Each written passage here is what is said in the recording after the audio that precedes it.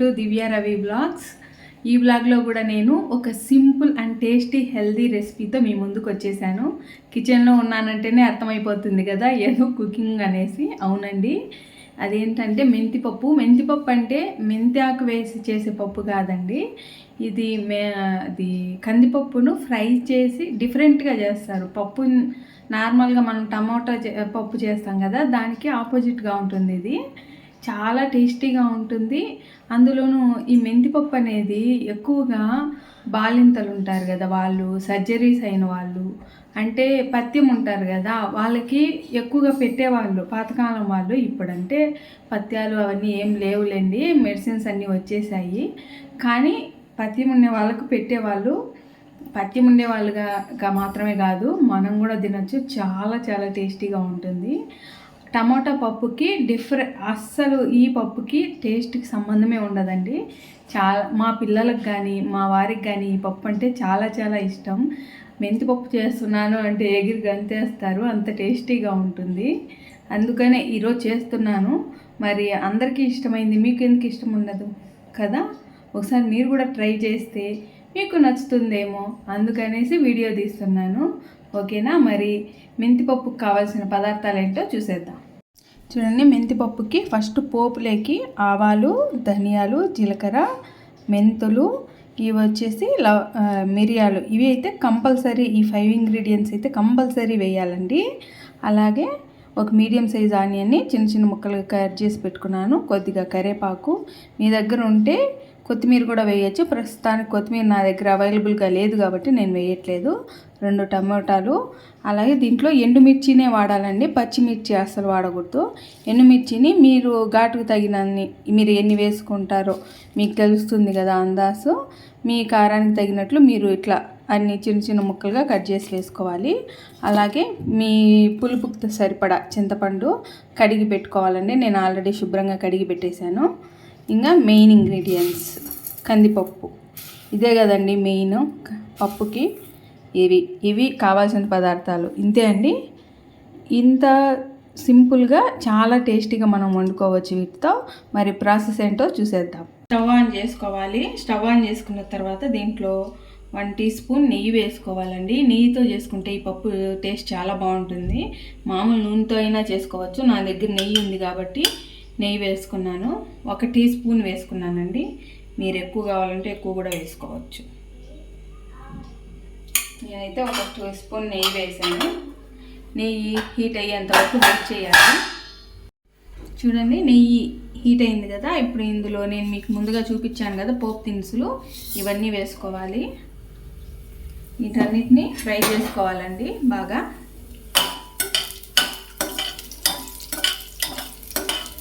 కొంచెం దూరంగా ఉండి ఫ్రై చేసుకొని, ఎందుకంటే మిరియాలు వేసాను కదా, అవి పేలి మీద పడే ఛాన్స్ ఉంటుంది. ప్రాబ్లం ఏం లేదు, కొంచెం జాగ్రత్తగా ఫ్రై చేసుకోండి, మిరియాలు వేసాను కాబట్టి అండి. ఇవి బాగా ఈ విధంగా ఫ్రై అయిన తర్వాత చూడండి, అన్ని ఎర్రగా ఫ్రై అయిపోయాయి కదా. ఈ విధంగా ఫ్రై అయిన తర్వాత ఇందులో ఎండుమిర్చి వేసుకోవాలి. ఎండుమిర్చిని ఫ్రై చేసుకోవాలండి. సారీ అండి, మీకు ఇంగ్రీడియంట్స్ చూపించే దాంట్లో ఈ వెల్లుల్లి రెబ్బలు చూపించలేదు. ఒక 4 వెల్లుల్లి రెబ్బల్ని క్రష్ చేసుకొని వేసుకోవాలి. పొట్టుతో వేసుకున్న ప్రాబ్లం ఏం లేదండి. ఇవన్నీ వేసుకొని ఇవి బాగా ఫ్రై అయిన తర్వాత ఇప్పుడు ఇందులో మనం చిన్న చిన్న ముక్కలుగా కట్ చేసుకున్న ఆనియన్, కరివేపాకు 2 వేసేసుకోవాలి. ఇప్పుడు onion light golden brown colour వచ్చేంత వరకు ఫ్రై చేసుకోవాలండి. మూత పెట్టి మధ్య మధ్యలో మూత తీసి కలుపుతూ ఫ్రై చేసుకోవాలి. ఓకేనా? Onion light golden brown colour వచ్చిన తర్వాత మళ్ళీ కలుపుదాం. చూడండి, ఈ విధంగా మొత్తం బాగా onions light golden brown colour వచ్చి మొత్తం పోపు మొత్తం ఫ్రై అయిన తర్వాత ఇందులో కొద్దిగా పసుపు వేసుకోవాలి. పసుపు వేసుకొని జస్ట్ ఒక 2 సెకండ్లు అలాగా, అంటే పసుపు పచ్చివాసన లేకుండా పోతుంది.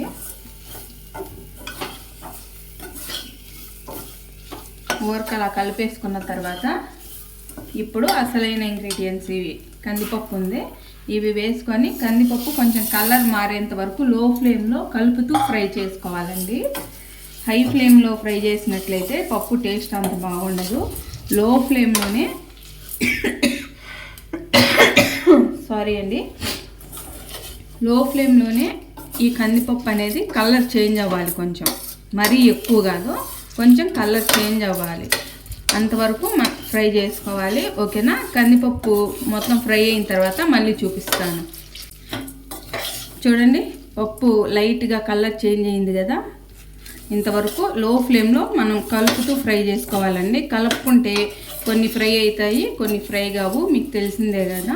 ఈ విధంగా కలుపుతూ పప్పు మొత్తం లైట్గా కలర్ చేంజ్ అయ్యేంత వరకు ఫ్రై చేసుకోవాలి.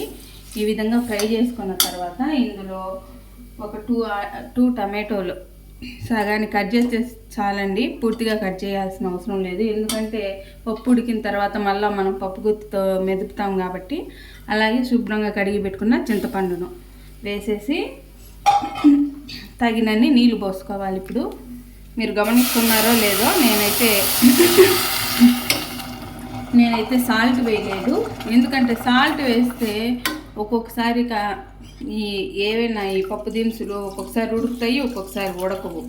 అందుకనేసి ఎందుకు వచ్చిన తలనొప్పి అనేసి వెయ్యను నేను ఎప్పుడు కూడా. ఉడికిన తర్వాత మెదిపేటప్పుడు సాల్ట్ వేసుకుంటానండి. ఇట్లా తగినన్ని వాటర్ వేసుకొని కుక్కర్ విజిల్ పెట్టేసి 3 to 4 విజిల్స్ హై ఫ్లేమ్లోనే 3 to 4 విజిల్స్ వచ్చేంత వరకు పెట్టాలి. మొత్తం 3 to 4 విజిల్స్ వచ్చే వరకు కుక్కర్ని హై ఫ్లేమ్లోనే ఉడికించుకోవాలండి. 4 విజిల్స్ వచ్చిన తర్వాత స్టవ్ ఆఫ్ చేసి కుక్కర్లో మొత్తం గ్యాస్ మొత్తం పోయిన తర్వాత మీకు ఓపెన్ చేసి చూపిస్తాను. తర్వాత ఇంకొక స్పెషల్ ఇంగ్రీడియంట్ వేయాలి పప్పు టేస్ట్ ఇంకొంచెం ఎన్హాన్స్ అయ్యేదానికి. అదేంటో నేను మీకు వేసేటప్పుడు చూపిస్తాను. ఓకేనా? బాయ్. ఇదిగోండి, నేనైతే 4 విజిల్స్ రానిచ్చాను హై ఫ్లేమ్ మీద. చూడండి, గ్యాస్ మొత్తం పోయింది. ఇప్పుడు ఓపెన్ చేసి చూద్దాం పప్పు ఉడికిందో లేదో. చూడండి ఎంత చక్కగా ఉడికిపోయిందో, మీకు చూస్తేనే తెలిసిపోతుంది కదా. బాగా ఉడికిపోయింది కదా. ఇప్పుడు దీంట్లో రుచికి సరిపడా సాల్ట్ వేసుకోవాలి. ఫస్ట్ కొంచెం తక్కువ వేసుకొని మళ్ళీ కలిపిన తర్వాత కావాలంటే చూసేసుకోవచ్చు. అలాగే నేను మీకు ఇంతకుముందు చెప్పాను కదా లాస్ట్ క్లిప్లో, దీనికి టేస్ట్ని ఎన్హాన్స్ చేసే ఒక ఐటెం వేయాలి, అది వేసేటప్పుడు చూపిస్తానని. అది ఇదే అండి, బెల్లం. ఈ మెంతిపప్పులో బెల్లం వేస్తే టేస్ట్ అమేజింగ్ జింజింగ్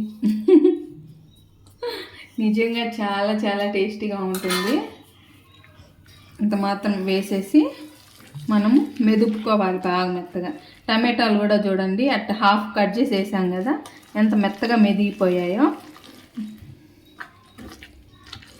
ఇప్పుడు జస్ట్ ఇలా మెత్తగా మెదుపుకోవడమే. ఇంకా మెదిపాక చూపిస్తాను మళ్ళీ. చూడండి, మెదిగింది కదా. మరి పేస్ట్ లాగా మెదగకూడదండి పప్పు ఏదైనా కూడా, కొంచెం ఇలాగా పలుకులు ఉంటేనే టేస్ట్ బాగుంటుంది. బాగా మెదిగిపోయింది కదా. ఇప్పుడు దీంట్లో దీన్ని నీట్గా తీసేద్దాం పప్పు గుత్తికి. మీకు తెలుసా అండి, పప్పు గుత్తి ఇప్పుడు మ్యాక్సిమం ఎక్కువ మంది స్మాషర్ వాడుతున్నారు. పప్పు గుత్తి ఇలాంటివి ఇప్పుడు కొత్తగా వంట చేసే వాళ్ళకి ఎవరికి నాకు తెలిసి ఐడియా ఉండకపోవచ్చు, వాళ్ళ ఇంట్లో చూసుంటే తప్పితే. ఇది మాత్రం మా అత్త ఇచ్చింది మా పెళ్ళైన కొత్తల్లో. అప్పటి నుంచి ఇది చాలా మంచిగా వర్క్ చేస్తూ ఉంది నాకు. ఎంత అయినా కానీ స్ట్రాంగ్గా ఉంటుంది కదా, భలే మెదిగిపోతుంది. అదే స్మాషర్తో అయితే మెత్తగా మెదిగితేనే అది మెదుగుతుంది, కానీ కొంచెం పలుగ్గా అయితే అస్సలు మెదగదు కదా. దీంతో అయితే ఎంత ఉందో చూడండి మా పప్పు గుత్తి. దూరం నుంచి చూపించాను. మా పప్పు గుత్తి చూడండి ఎంత ఉందో.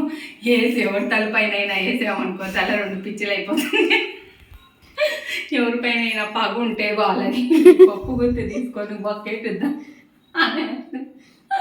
తల 2 పిచ్చిలు అయిపోతుంది. అంత స్ట్రాంగ్గా ఉంది. ఇన్నేళ్ళు దాదాపు 13-14 ఇయర్స్ నుంచి వాడుతున్నాం, అయినా కానీ చూడండి ఎంత స్ట్రాంగ్గా ఉందో.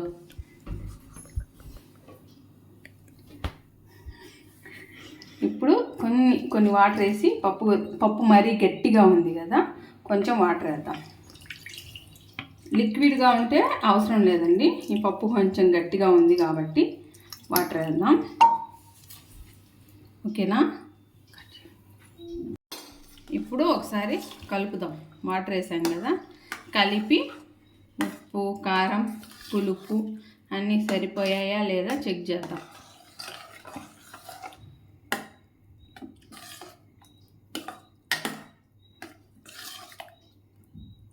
ఇంత బాగా కలిసిపోయింది కదా. ఇప్పుడు కొంచెం పప్పుని చేతిలోకి తీసుకొని టేస్ట్ చేద్దాం.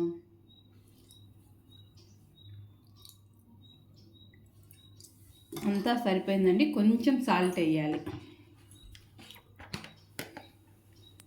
కారం, పులుపు అన్నీ సరిపోయాయి, కొద్దిగా సాల్ట్ తక్కువైంది అంతే. సాల్ట్ వేసాం కదా, ఇప్పుడు ఒకసారి కలుపుదాం. వాటర్ వేయకుంటే స్టవ్ పైన పెట్టాల్సిన అవసరం లేదండి, మనం మళ్ళీ వాటర్ వేసాం కాబట్టి కొంచెం వేడి చేయాలి పప్పుని. ఇప్పుడు స్టవ్ పైన పెట్టేసి వేడి చేద్దాం. జస్ట్ ఒక 2 నిమిషాలు వేడి చేస్తే సరిపోతుంది. పెట్టాం కదా కలుపుతూ. మేమైతే పప్పు ఇలా చిక్కగానే చేసుకుంటామండి, కొంతమంది పల్చగా లిక్విడ్గా చేసుకుంటారు. మేమైతే ఏ పప్పు చేసుకున్న, ఆకుకూర పప్పు అయినా, టమాటా పప్పు అయినా, ఇట్లా మెంతి పప్పు అయినా కూడా మేము ఇలా చిక్కగానే చేసుకుంటాము. వీటి ద్వారానే కదా మనకు ప్రోటీన్ అందుతుంది, మనకైనా పిల్లలకైనా.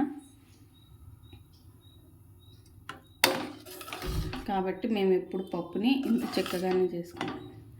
జస్ట్ ఒక 2 నిమిషాలు వేడి చేస్తే సరిపోతుంది. ఆల్రెడీ పప్పు వేడిగా ఉంటుంది కాబట్టి మనం కొద్దిగానే కదా వాటర్ వేసింది, తొందరగానే ఇది అయిపోతుంది. చూడండి ఎంతవరకు పెట్టాలో నేను చెప్తాను. ఈ ఎడ్జెస్లో సన్న బుడగలు వస్తాయి, చాలా సన్నవి. ఆ బుడగలు వచ్చినప్పుడు ఆఫ్ చేసేయాలి అంతే. చూడండి సన్నగా అట్లా నురగా చూడండి ఇక్కడ అర్థమవుతుందా? అలా వస్తే చాలండి, ఇంకా ఆఫ్ చేసేసుకోవడమే. ఇంతే అండి, మెంతిపప్పు రెడీ. ఇప్పుడు ఇది టేస్ట్ ఎలా ఉందో చెక్ చేద్దాం. ఓకేనా? వేడి మెంతిపప్పు, వేడి రైస్.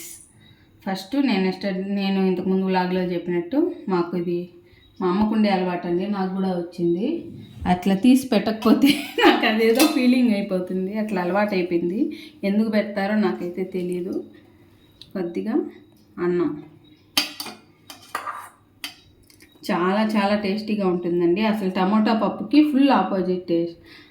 టమోటా పప్పు ఎంతైతే బాగుంటుందో ఇది అంతకు 10 రెట్లు టేస్టీగా ఉంటుంది. ట్రస్ట్ మీ, తప్పకుండా ట్రై చేయండి మీరు. ఓకేనా?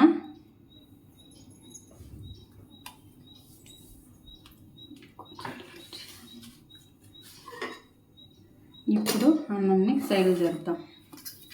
ఇప్పుడు ఇక్కడ పప్పు వేద్దాం. వేడి మెంతిపప్పు రెడీ.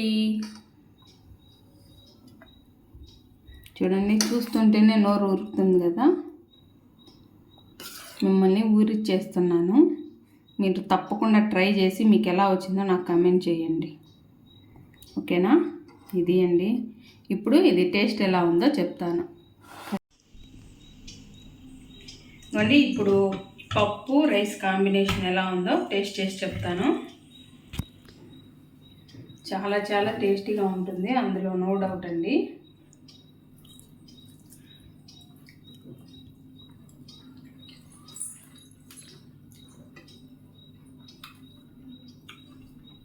నిజంగా చాలా బాగుంది, అమేజింగ్గా ఉంది.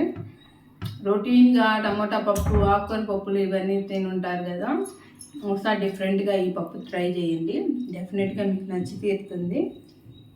ఓకేనా? మరి మీకు ఈ మెంతిపప్పు నచ్చినట్లయితే తప్పకుండా మన దివ్య రవి వ్లాగ్స్ ఛానల్ని లైక్ చేసి, షేర్ చేసి, సబ్స్క్రైబ్ చేయండి. నోటిఫికేషన్స్ కోసం బెల్ ఐకాన్ని క్లిక్ చేయండి. మరో వీడియోతో మళ్ళీ మీ ముందుకు వస్తాను. ఓకేనా? బాయ్.